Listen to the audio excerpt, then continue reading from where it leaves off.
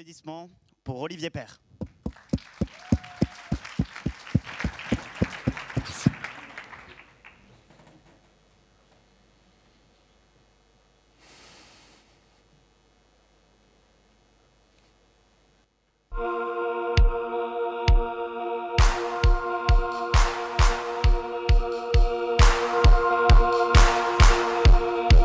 Heads up for the light where we'll never die.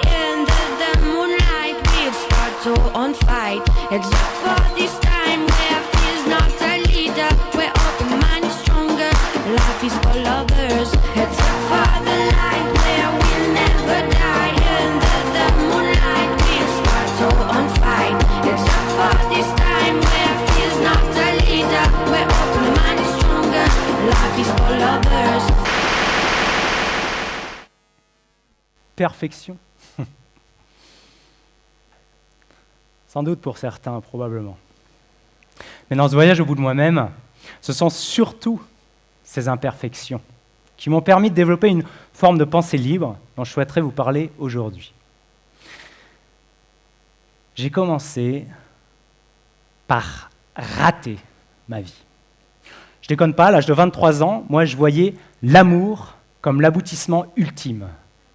La perfection passait pour moi par le regard de cet autre qui me sublimait. Puis elle est partie, d'un coup. Mon monde intérieur s'est effondré. J'étais fissuré. Un abîme s'ouvrait sous mes pieds.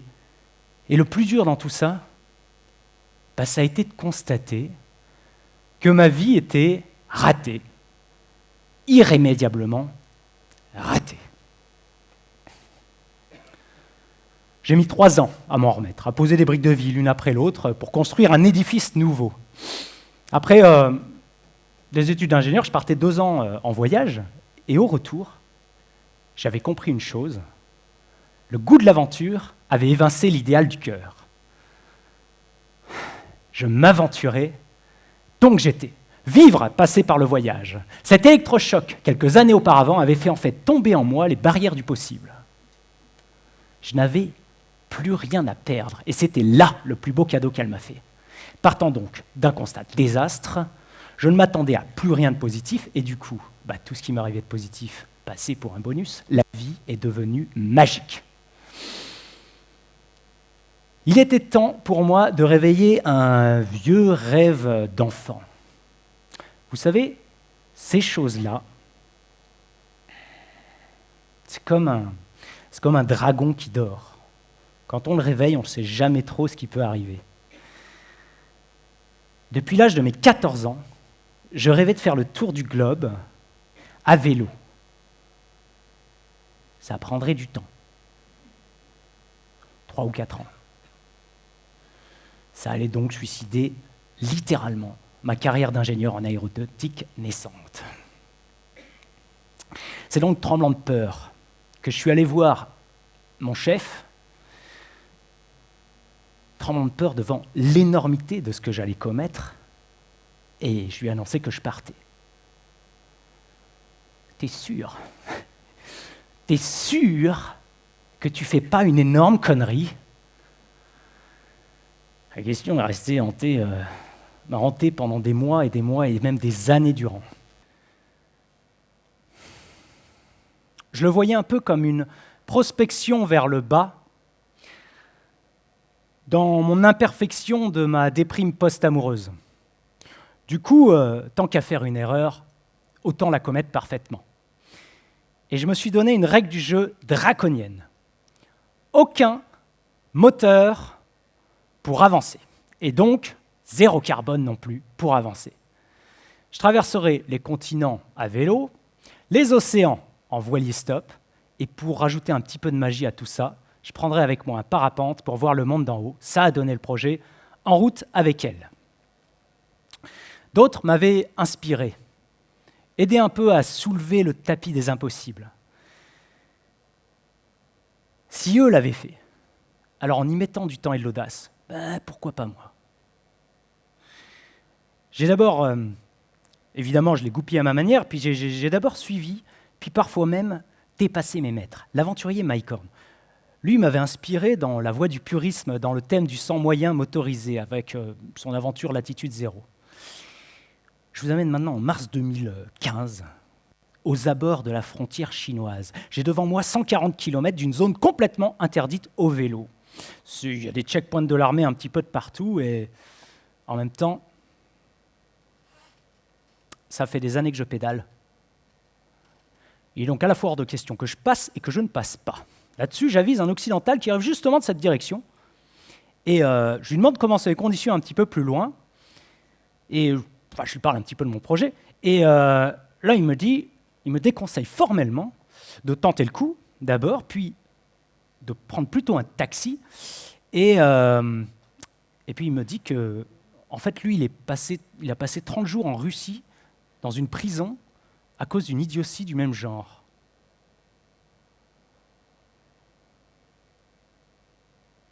Et c'est là que j'ai reconnu Mike Horn. Mike Horn lui-même me disait de prendre un taxi. Je pouvais considérer cela comme une absolution quasi divine, on peut dire. Donc, du coup, la journée passe.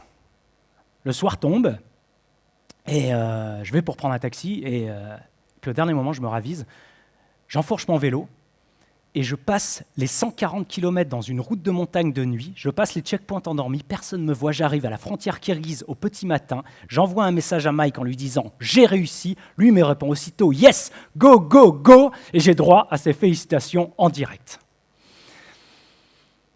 En ne suivant pas les recommandations de Mike Horn, en allant complètement à l'encontre même de ses recommandations, Mike était quand même la référence pour moi.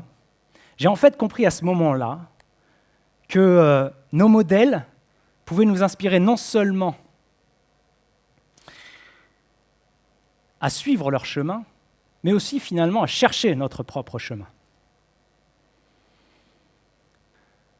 Car il me fallait juste oser d'essayer à essayer.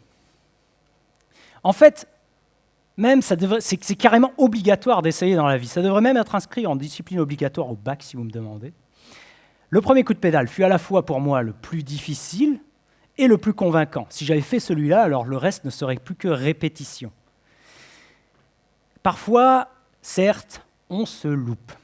Arrivé en Australie, après 5 ans sur les routes, j'étais lassé de pédaler, oui, ça arrive. Et j'ai eu l'idée de me faire tracter par un cerf-volant sur les immenses routes du désert. Et du coup, ce projet était plutôt bien monté en amont, avec les bons sponsors, le bon matériel, études des vents, vous savez, tout ça, les bons partenaires, tout ça, c'est très très bien, beaucoup de travail, etc. Quel déconvenu, en fait. De 5000 km escampés, je n'arrivais à me faire tracter que sur 150 km, avec une belle dizaine de chutes. Et finalement, je décidai d'abandonner. Il fallait en tirer les leçons. J'avais poussé l'envie jusqu'à l'essai, puis de l'essai jusqu'à l'échec. Mais sans cela, comment aurais-je su que cette idée n'était finalement pas viable ? Sans doute que je l'aurais jamais su. Du coup, c'était vraiment la seule manière de le savoir. Essayer provoque la confiance en soi. On se découvre, on fait émerger les possibles du reste. Et surtout, on agit sur le monde. Et en fait, au bout du compte, dans ce nouveau paradigme de voyage, à force d'essayer, de réussir, d'avoir des échecs, etc., j'ai compris que ma vie était devenue perfection. Jusqu'au jour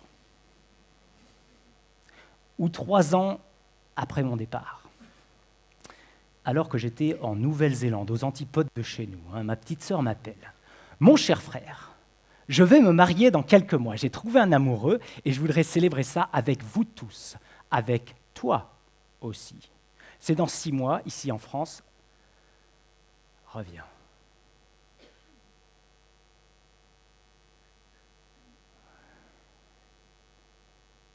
Je ne veux déroger à ma règle du zéro moteur pour rien au monde,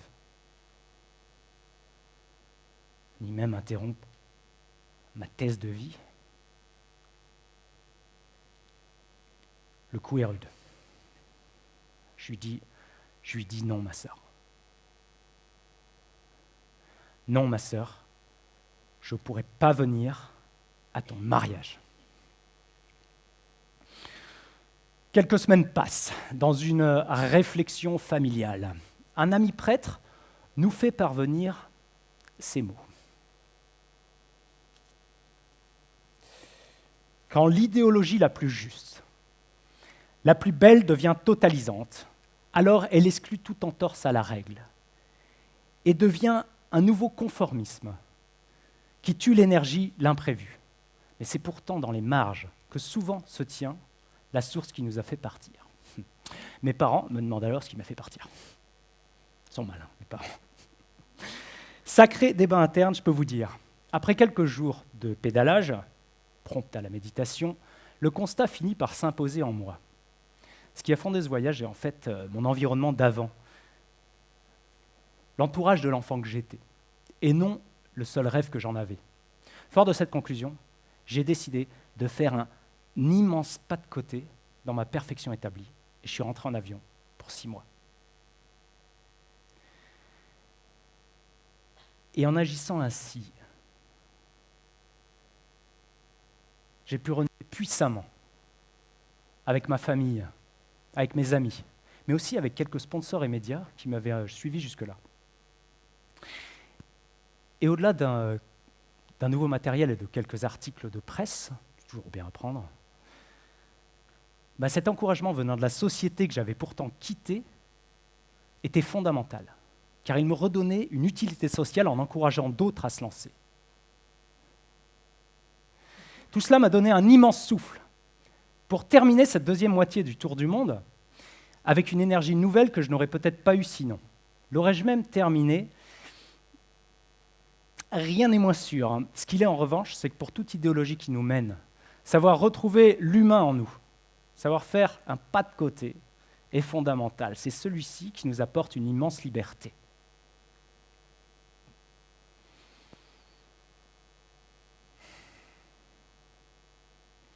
« 2727 jours.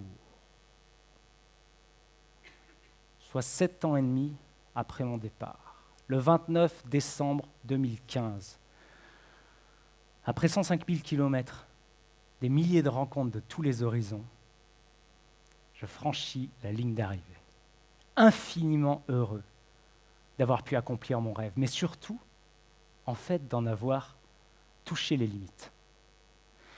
J'ai appris que la question du doute, de l'imperfection n'a pas lieu d'être. Ce sont les premiers pas incertains dans l'essai des grandes choses que l'on peut accueillir avec quiétude son destin. C'est ainsi que l'on construit son bonheur. Apprenons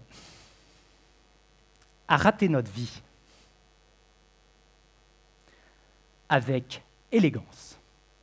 Voilà le chemin vers une plus belle acceptation du réel et vers une pensée libre. Merci.